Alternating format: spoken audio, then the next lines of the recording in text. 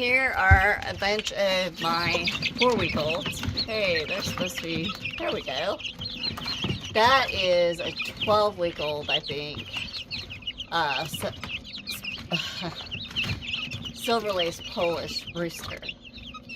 But there's some of the babies. I'm moving them into the newer brooder area, which is kind of, we learned our lesson on the other one.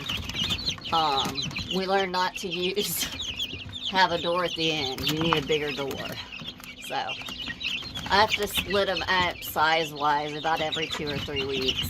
And that boy's in there because I want him to have a good shot at making it. Alright. And here's the rest of these babies. You can see I've got some Model T Dons. They're having a fit. There's a little buff-laced Polish. That's a gold spangled Appenzeller. But you got some Simonis back there. A couple, that's a Simoni. Looks like a little boy. Couple other silkies. There's a cuckoo silkie. So, here we go. You'd think I killed them, and all I did was move them to a clean cage. But here's these babies. These guys are all about 3 or 4 weeks old.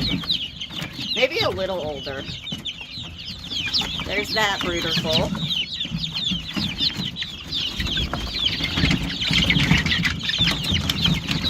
And here's this brooder full. This is a chocolate Orpington. I think it's a little boy, which is good. I need more boys. Come on, guys. I try to keep them separated by size now because I have so many different sizes of babies.